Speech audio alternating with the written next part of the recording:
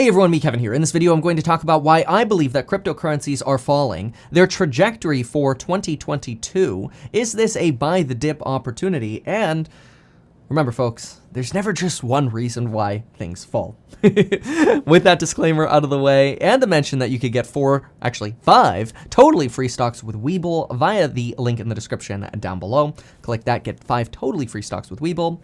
Folks, let's get into the video. Okay, first, as part of a multitude of reasons why cryptocurrencies are falling, we can start with going to coinglass.com and taking a peek at the total liquidations. We do have a slightly elevated amount of liquidations right now. We're sitting at about 271.8 million in liquidations. This has actually ticked up slightly since the last time I checked here. The last time we saw liquidations around this were around December 16th and December 12th. And what I like doing is taking a peek at what kind of price action we had on December 12th and December 16th, just to get an idea of what liquidations can do to the market. So if we go on over to December 12th, we'll see that on December 12th, Bitcoin was actually up 3%. So liquidations do not necessarily have to drive selling pressure. If we go to the 16th, we see that Bitcoin was up 0.07%. So on both of those recent liquidation spikes, we actually didn't see a substantial decline, actually any decline in Bitcoin's price. Now, we did see a lot of liquidations here. See this sort of longer candlestick right here, this wick coming way down to 42,300? This was December 4th. And if I remember correctly, December 4th, yeah, look at this. We had substantial liquidations. Now, this chart here shows 4 p.m. December 3rd liquidations, and then that price action on Webull shows on December 4th right here. This is just because of the way they measure the 24-hour differences when they reset the 24-hour gain and candlestick, so to speak. But this is essentially the same period of pain right here.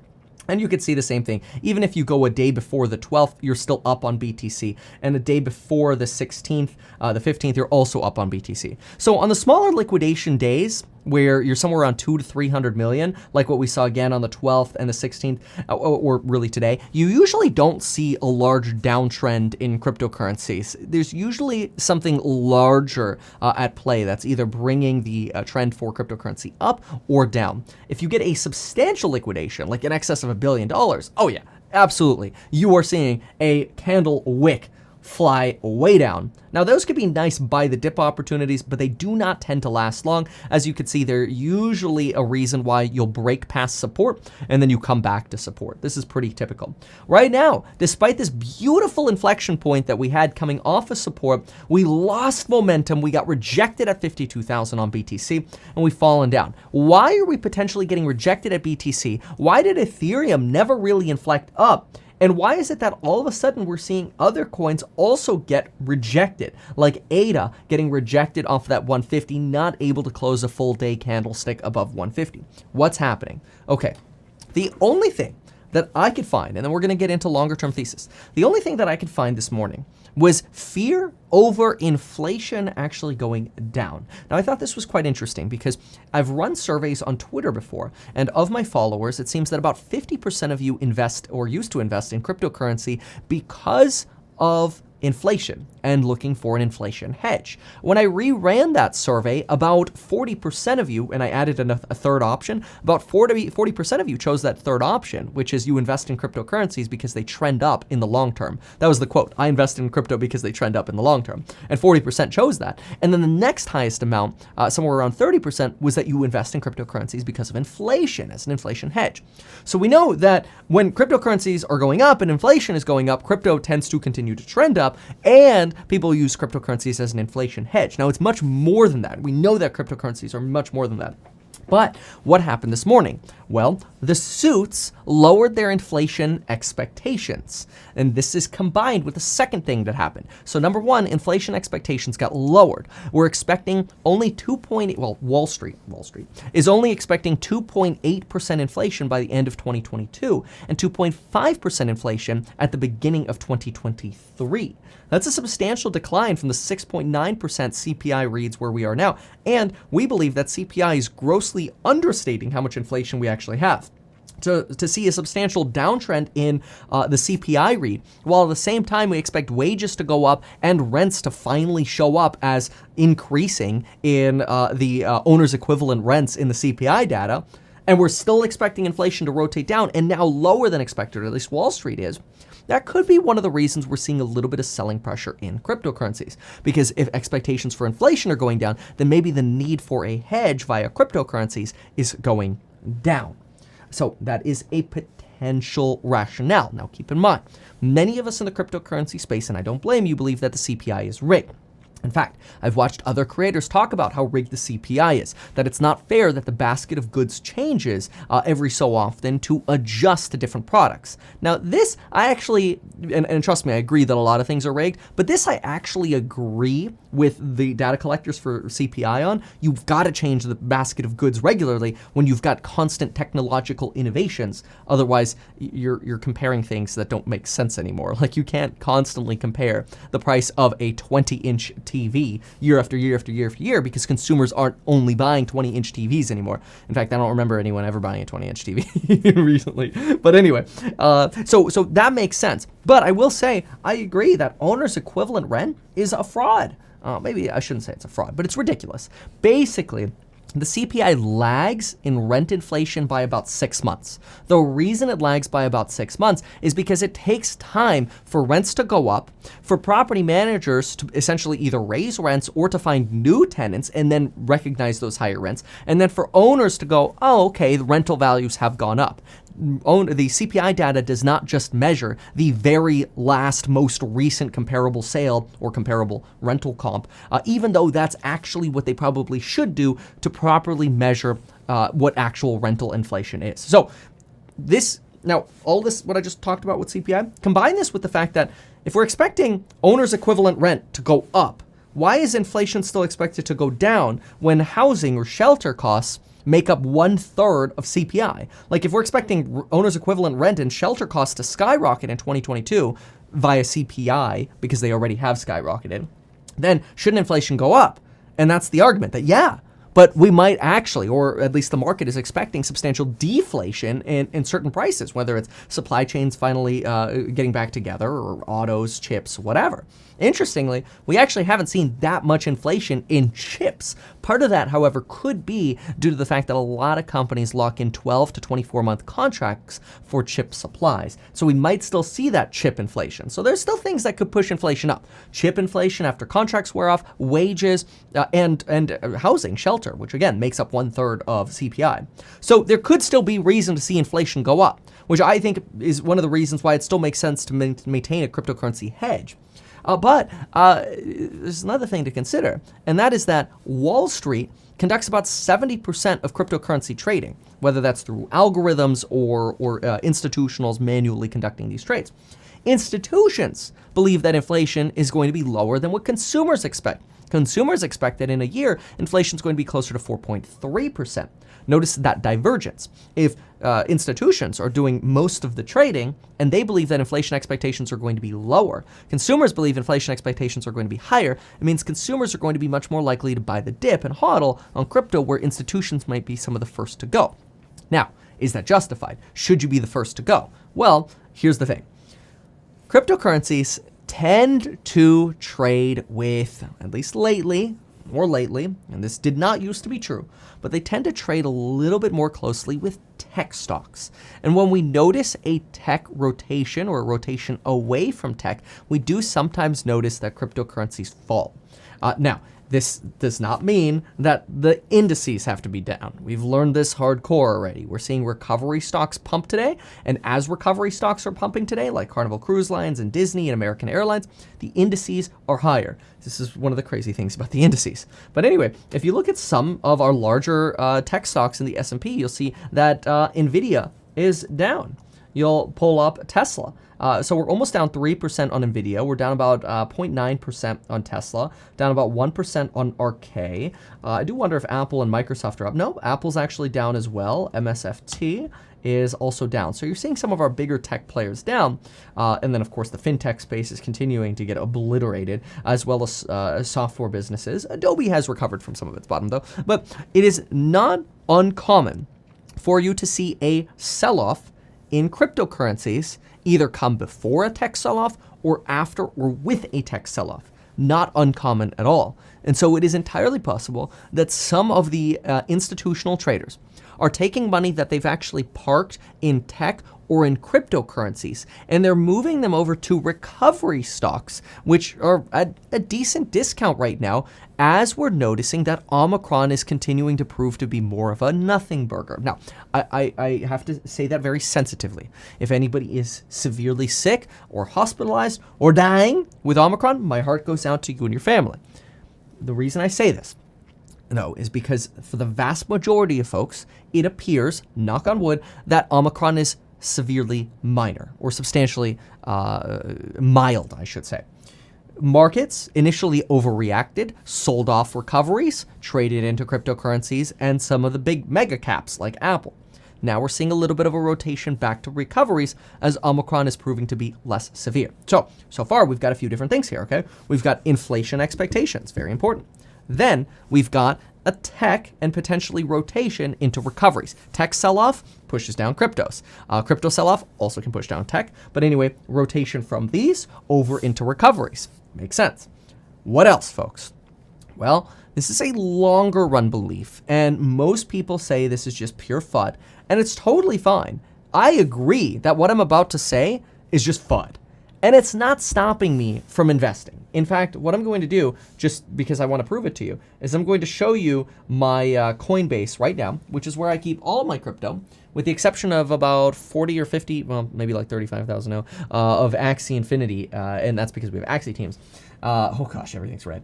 But anyway, I will just go ahead and show my total holdings, just so I can be transparent. I like to be as transparent as possible. So I've got about 271 in ADA, 222 ETH, 213 Solana, BTC 161, Polygon 116, Polkadot 111, Tezos 92, AVAX 32.3, Luna 28, and then like $6,000 here in leftover dollars. Anyway, I'm still working on balancing this out because I've been recreating this portfolio. That's because I sold like 95% of the crypto that I had while Bitcoin was sitting at about 58,000. I saw a larger downtrend coming, and I've been rebuying really between 48,000 and about 50,500. That's been kind of my rebuy target, which is essentially where we are now. We're roughly at about 49,000 right now in BTC. Okay, so full transparency out there. I still believe in this. But now, what is the FUD that I'm going to say? Okay, gotta get the FUD out of the way. So look, the FUD is that, A, I believe blockchain technology is and the asymmetric cryptography that we use for encrypting blockchain technology is absolutely incredible. I also believe that we are going to evolve to a new form of cryptography when quantum computers start becoming more of a thing. And so I believe that blockchain technology is going to remain quite immutable and essentially irreversible for a very, very long time into the future. I'm very, very bullish on blockchain technology for that aspect. I'm also very bullish on various different types of blockchains, which I love, not just layer 2 solutions built on top of, let's say, Ethereum, but also the advances that we're seeing within Cardano, Ethereum going to 2.0, and BTC going over to Lightning. These very much excite me. But I do have concerns that at some point in the future, potentially 20, 30 years down the road or sooner, I don't know, but at some point in the future, blockchain technology will become a utility.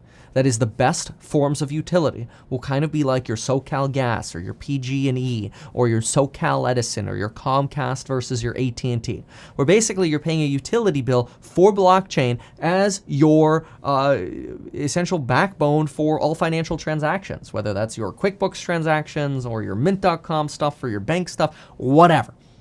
Somehow I do think that blockchain technology is going to underlie all of this. Unfortunately, and this happens a lot in the cryptocurrency space, as much as we can love a technology, there is a very, very common disconnect between that is overlooked. I should say a very commonly overlooked disconnect between blockchain technology and tokenomics. And this is very important. Remember, folks, tokenomics are a slice of the market cap of a token, but blockchain technology is different. Blockchain is what the token sits on top of. So the token sits on top of blockchain. Okay, most of y'all already know this. Point is, just because the blockchain does very well, does not necessarily mean that in 20 or 30 years, the token has to do well. So I do have a longer term concern that token values, with the exception of purely deflationary tokens, are going to come under pressure. And this is where I do think that BTC has a longer run edge. Now, I also really believe in Ethereum.